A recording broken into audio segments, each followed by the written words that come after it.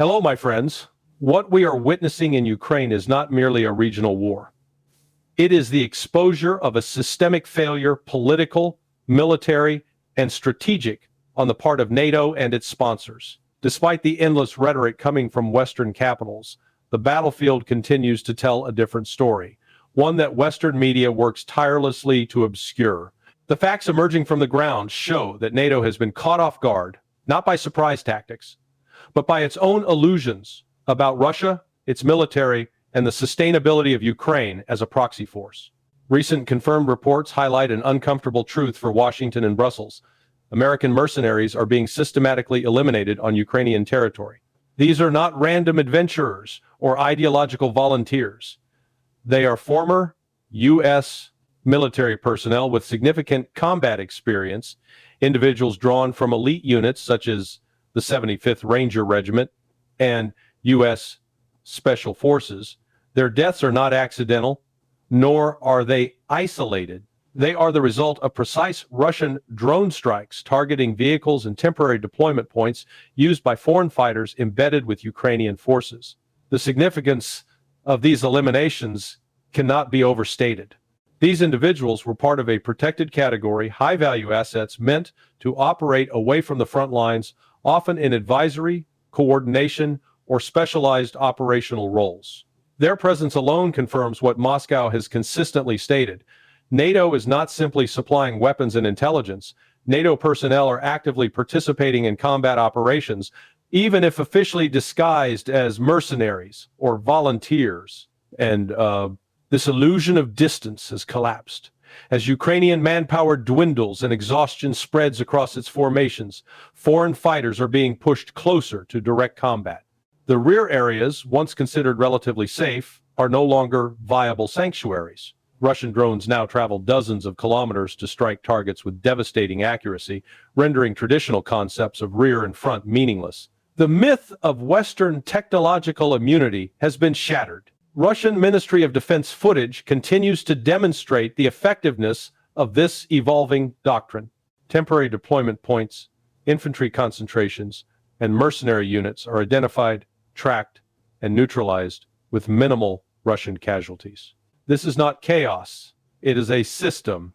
It reflects a military that has adapted, learned, and optimized under combat conditions, precisely what NATO planners assumed Russia was incapable of doing. The broader implication is deeply troubling for NATO. Ukraine is no longer sustaining the war on its own. It cannot. The alliance is bearing the weight financially, logistically, and increasingly in personnel. Western operators manage sophisticated weapon systems, electronic warfare platforms, reconnaissance drones, and targeting coordination. Senior NATO officers provide planning and advisory support. Some of them have already paid with their lives, though their deaths are quietly buried under euphemisms and accidents. That the narrative that Ukraine is heroically standing alone against Russian aggression is fiction. This is a NATO-Russia war by proxy, and Russia is treating it accordingly. Meanwhile, political pressure inside the United States reveals deep fractures. Figures like Senator Lindsey Graham continue to demand escalation, seizing Russian oil tankers, imposing secondary sanctions, branding Russia as a state sponsor of terrorism. These demands are not strategic, they are ideological and reckless. They reflect the desperation of a political class that cannot admit failure and therefore seeks to internationalize its losses. Negotiations, contrary to Western claims, have not been rejected by Russia. What Russia has rejected are hollow proposals that demand unilateral concessions while offering nothing of substance in return. Moscow's position has remained consistent. Security guarantees, recognition of realities on the ground, and an end to NATO's expansionist posture. These are not unreasonable demands. They are the minimum conditions for lasting stability. Russia, unlike its adversaries, is not negotiating from weakness. It has not ceded territory.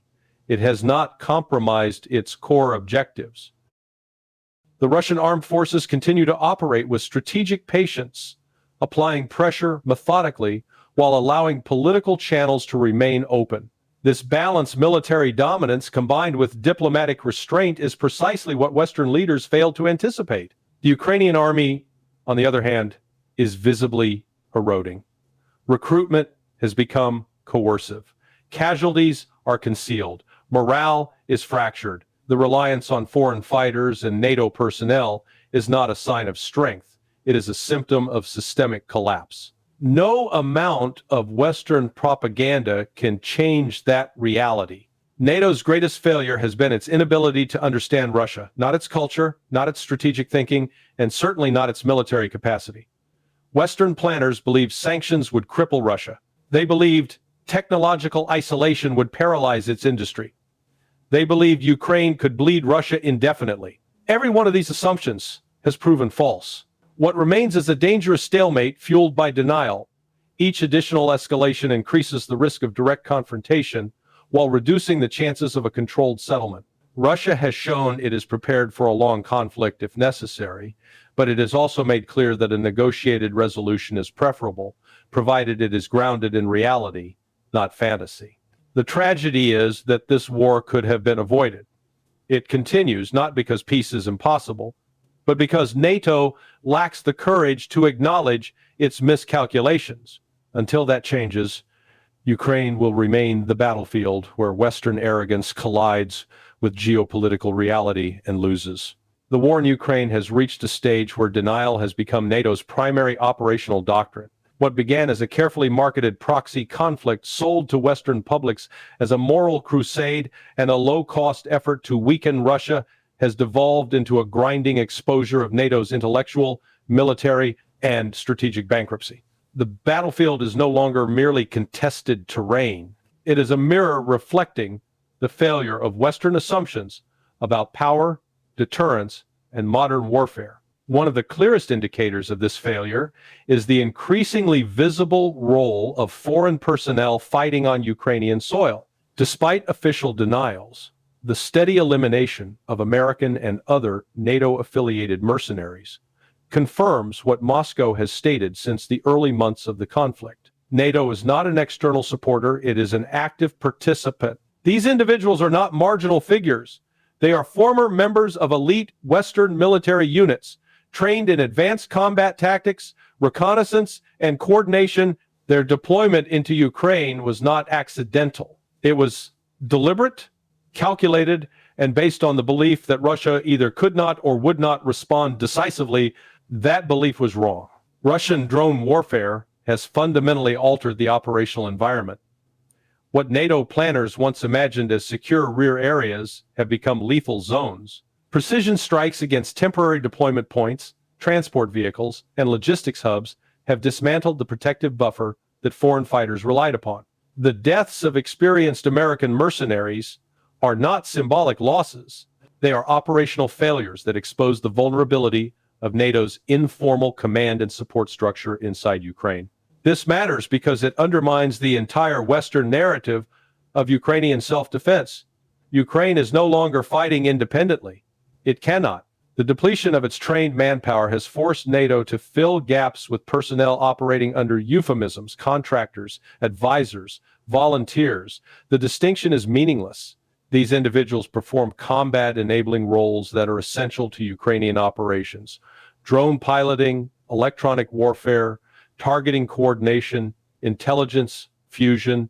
Without them, Ukrainian forces would collapse even faster than they already are. Russia understands this reality and has adapted accordingly.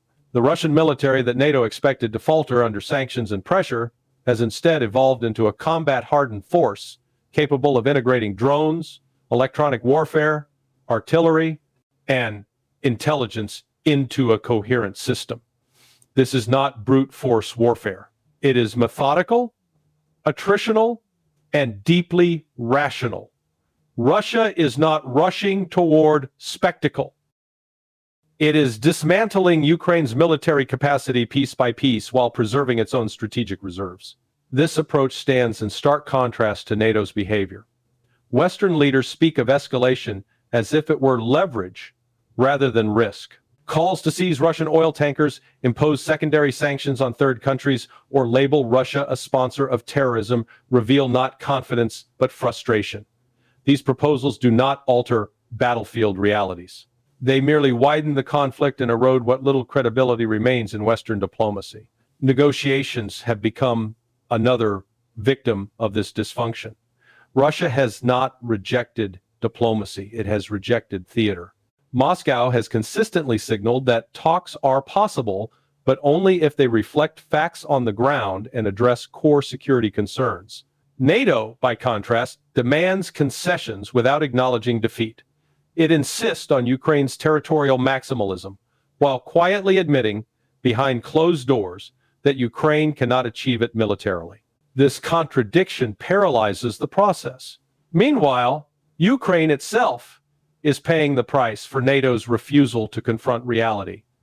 Forced mobilizations, shrinking units, and growing public fatigue point to a society under immense strain. The narrative of unity is maintained through censorship and fear, not confidence. As Ukrainian losses mount, Western media responds not with honesty, but with silence or distraction. The deaths of foreign fighters are buried, reframed, or ignored altogether. Truth has become a liability. From a strategic perspective, NATO's greatest error was misreading Russia's red lines and resilience. Sanctions were supposed to trigger internal collapse. They did not. Military aid was supposed to overwhelm Russian forces. It has not. Information warfare was supposed to isolate Moscow. Instead, it has exposed Western hypocrisy to much of the global South. Far from being isolated, Russia has deepened its economic and political partnerships outside the Western sphere, while NATO struggles to maintain internal cohesion. This war has also exposed a deeper structural flaw in NATO itself, an alliance designed for Cold War symbolism, attempting to function in a multipolar world it does not understand. NATO relies on technological superiority and narrative control. Russia relies on geography, endurance, and strategic patience. In a prolonged conflict, the latter prevails. The uncomfortable truth is that NATO is not losing because it lacks resources. It is losing because it lacks clarity. It cannot define victory in realistic terms, nor can it accept defeat in any form. As a result, it drifts escalating here, posturing there, while Russia advances steadily toward its objectives. What comes next will depend on whether Western leaders can abandon illusion in favor of realism. Russia has demonstrated that it will defend its security interests decisively, but it has also shown restraint where escalation would be irreversible. The window for a negotiated settlement still exists, but it narrows with each denial, each reckless proposal, each refusal to acknowledge the obvious. Ukraine has become the stage where NATO's credibility is being dismantled in real time, not by propaganda, but by facts, not by rhetoric, but by outcomes. And unless the West fundamentally reassesses its approach, this conflict will not end with a triumphant declaration, but with a quiet recognition that the world has changed and NATO failed to adapt. The war in Ukraine will not end as a discrete historical episode for Russia. It will function as a doctrinal hinge point comparable in importance to the Second Chechen War or the post-Cold War military reforms that followed the collapse of the Soviet Union. Ukraine is not merely a battlefield. It is the laboratory in which Russia has stress-tested its assumptions about modern war, NATO behavior, industrial resilience, and strategic patience. The military doctrine that emerges afterward will reflect lessons learned under real combat conditions, not theoretical war games. The first and most enduring shift is Russia's abandonment of short war assumptions. Prior to 2022, Russian planning, like Western planning, still contained vestiges of rapid, decisive operation thinking. Ukraine destroyed that illusion permanently. Russia now plans for protracted, system-level conflict against technologically advanced coalitions. This does not mean Russia seeks endless war. It means Russia assumes that future conflicts with NATO or NATO-aligned states will be long by default, politically constrained, economically contested, and fought across multiple domains simultaneously. As a result, Russian doctrine is moving away from episodic mobilization and toward permanent readiness at scale.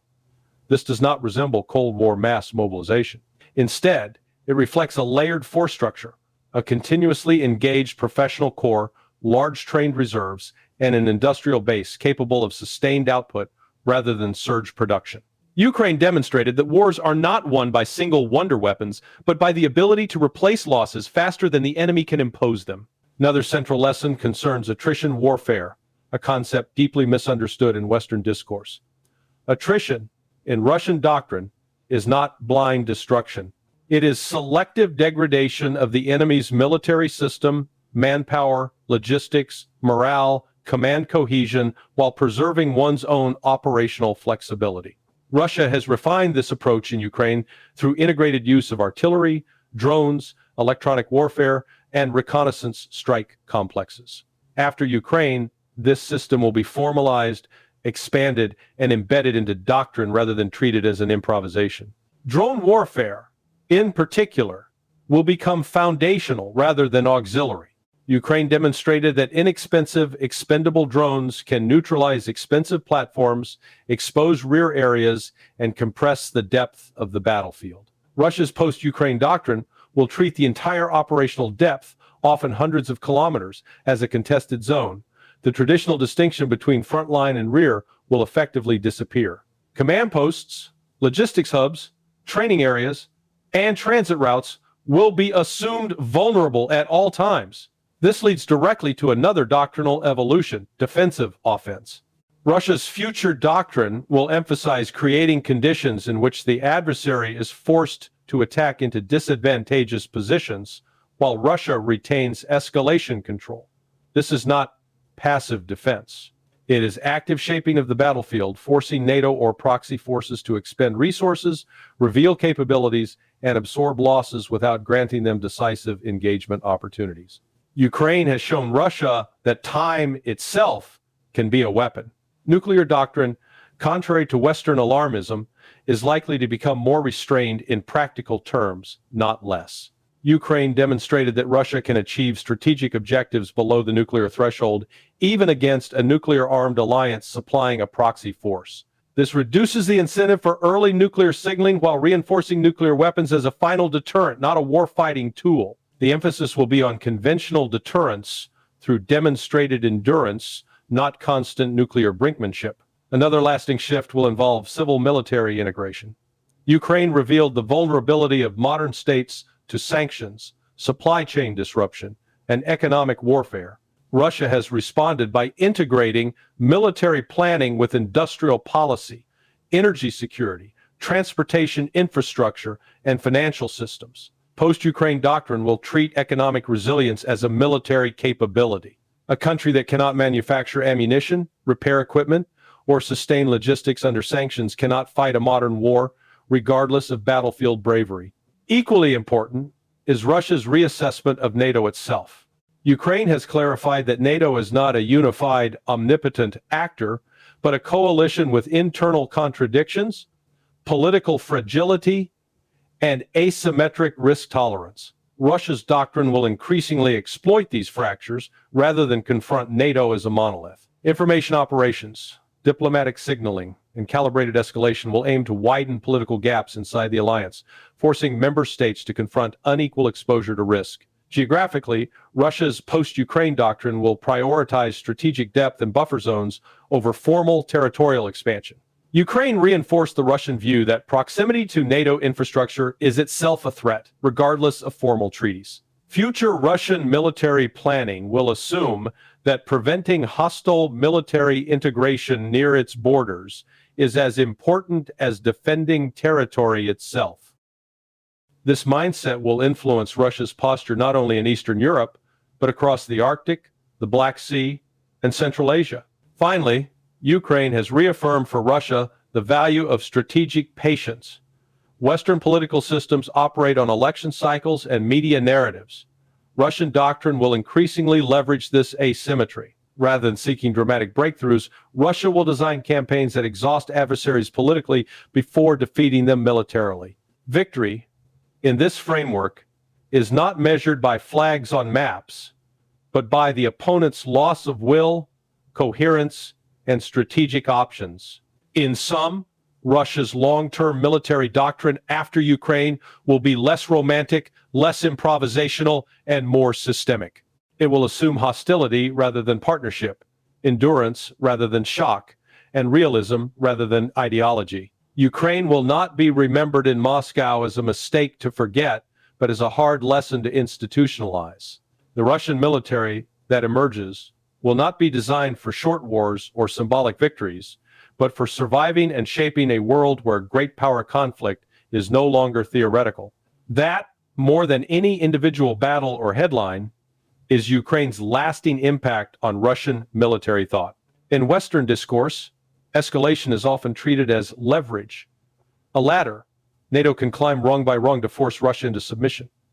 This framing sounds decisive, even muscular. It is also largely illusory. The Ukraine war has revealed that most NATO escalation options exist more on PowerPoint slides than in the realm of enforceable, outcome-changing reality. The gap between what escalation promises rhetorically and what it can deliver strategically has become one of the defining features of the conflict. The first illusion is military escalation without ownership. NATO leaders speak as if they can indefinitely increase the intensity of support, more weapons, longer range, faster delivery. Without assuming responsibility for the consequences, Ukraine is treated as a pressure valve that absorbs risk on NATO's behalf. In practice, escalation has diminishing returns. Each new weapon system arrives later than advertised, in smaller quantities than needed, and requires longer training pipelines than the battlefield allows. Russia adapts faster than NATO can iterate politically. Escalation that arrives late, piecemeal, and constrained by fear of direct confrontation is not escalation in any meaningful sense. It is controlled leakage.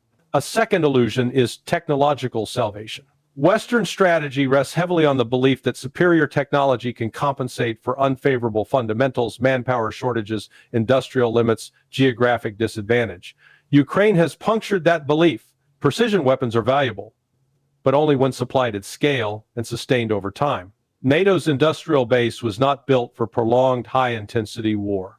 It was built for deterrence theater and expeditionary conflicts. Russia, by contrast, has reorganized its production around mass, replacement, and endurance. Escalation that assumes technology alone can reverse attrition misunderstands how modern war actually resolves.